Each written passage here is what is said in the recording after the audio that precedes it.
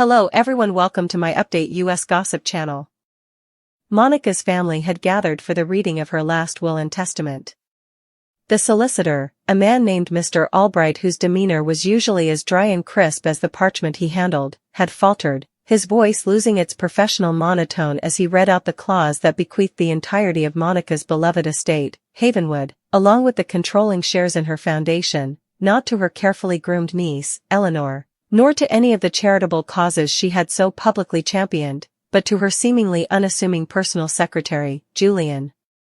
The gasp that rippled through the room was a collective suffocation, but it was the look on Julian's face, not of surprise, but of a quiet, terrifying triumph, a fleeting smirk that was there and gone in an instant, replaced by a mask of humble gratitude, that confirmed to Tracy, Monica's oldest friend, that this was not some last-minute act of capricious generosity. This was a violation, a meticulously planned coup executed from beyond the grave. The identity of the person who had changed Monica's will was Julian, the man who had fetched her tea, managed her diary, and, in her final, vulnerable months, become her most trusted confidant, and it was Tracy, armed with nothing but a deep, abiding love for her friend and a razor-sharp intellect everyone had underestimated, who would embark on an investigation that would not only expose the truth but would, in a stunning and theatrical climax, really bring it to everyone, holding a mirror up to the family's own complicity and avarice that had made such a betrayal possible.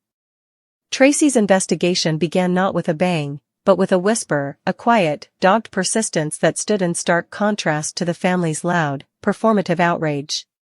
Eleanor and the others were content to fume, to hire expensive, blunt instrument lawyers who threatened to sue for undue influence, a strategy that Julian's own newly hired, shark-like legal team was effortlessly deflecting. Tracy, however, knew that the law moved on evidence, not on intuition, and her intuition was screaming that Julian's manipulation was far more insidious than simple coercion. He had been too clever, too careful, to have left obvious fingerprints.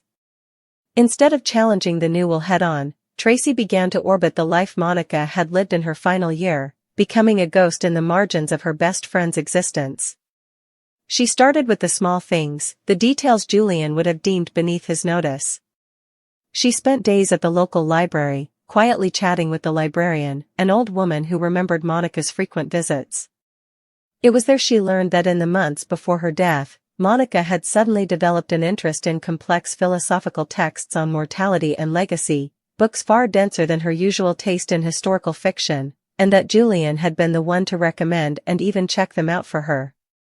It was a subtle piece of psychological priming, Tracy realized, a way to frame her final decisions in a context of profound, solitary contemplation, making the drastic change in her will seem like the result of deep philosophical revelation rather than external manipulation. Her investigation then took her to the digital world, a realm the family had largely ignored. Posing as a grieving friend needing closure, Tracy gently probed Monica's other friends and distant acquaintances. A pattern began to emerge from these scattered conversations, a mosaic of isolation. Julian, she discovered, had systematically and gently alienated Monica. He would casually mention that Eleanor had been seen at a lavish party the day after canceling a visit due to a terrible migraine, or that a phone call from another cousin had left Monica looking terribly agitated, though the cousin had only called to share happy news. These were not grand lies, but tiny, corrosive droplets of poison, expertly administered to erode Monica's trust in those closest to her, leaving Julian as the only reliable pillar in her crumbling world. The most damning digital clue came from a forgotten email account Monica had used for her foundation work, which Tracy accessed with the help of a tech-savvy nephew. Buried in the trash folder were drafts of emails to Eleanor, filled with a hurt and confusion that Monica had never sent, alongside polite, deflecting replies Julian had sent on her behalf, crafting a narrative of a family that was too busy and self-absorbed to care. He hadn't just changed the will, he had meticulously engineered the emotional landscape that would make its contents seem plausible, even justified. The final, incontrovertible piece of evidence was the most audacious, and it came from the one place Tracy had almost overlooked, Monica's love for her garden. In her final weeks, bedridden but still sharp, Monica had insisted on a daily ritual. Julian would wheel her out to her prized rose garden, and she would dictate a short, personal diary entry into her phone, a record of the blooms, the birds, the quality of the light, a testament to her enduring connection to life. The family, in their grief, had forgotten about these recordings. Tracy had not. She found the phone in a bedside drawer, and with a trembling heart, she began to listen. The early entries were filled with her old friend's wit and warmth. But as the weeks wore on, a change occurred. Monica's voice grew weaker, yes, but her thoughts also became more maudlin, more focused on betrayal and the futility of worldly attachments. And then, Tracy heard it. On a recording dated just 2 days before the new will was signed, there was a telltale click in the background, the sound of a door being quietly closed. Monica's voice, frail and confused, said, "Julian? Is that you? I was just thinking about what you said, about legacy being for those who truly understand you, not just those who share your blood." There was a long pause, filled only with the sound of her labored breathing, and then, almost inaudibly, the whisper of another voice, Julian's, smooth as silk, saying, "Just rest, Monica. Your true family is right here." It was not a direct confession, but in its context, it was a smoking gun, proof of the insidious psychological pressure he had applied at her most vulnerable moment.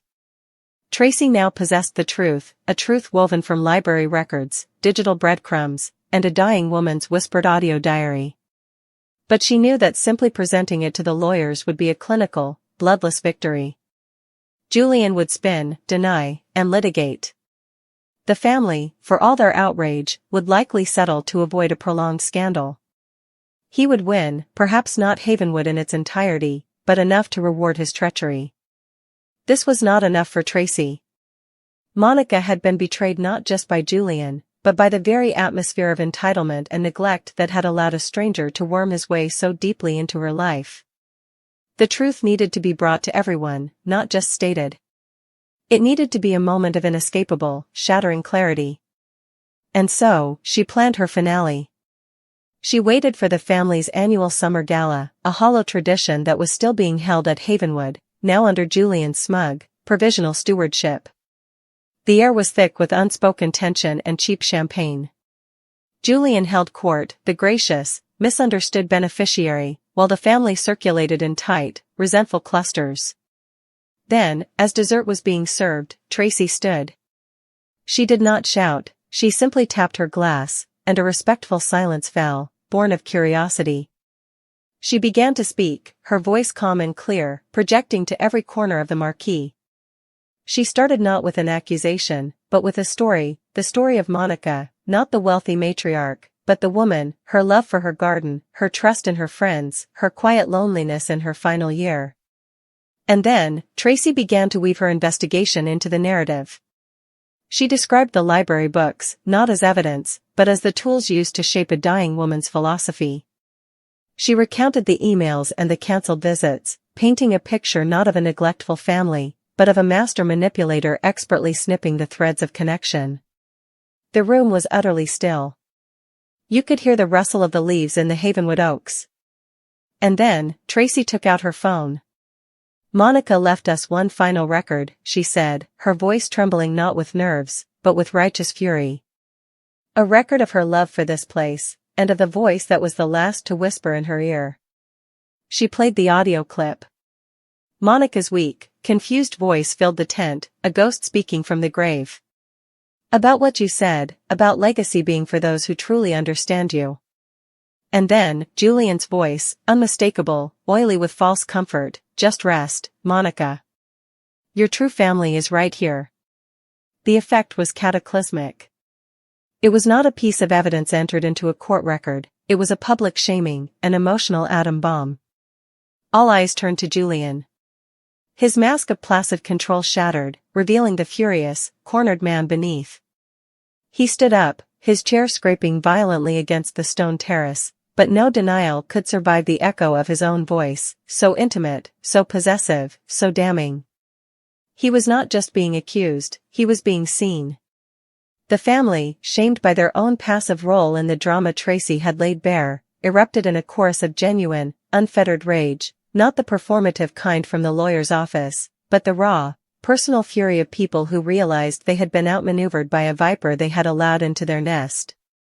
In that moment, Tracy did not just reveal the identity of the person who changed the will.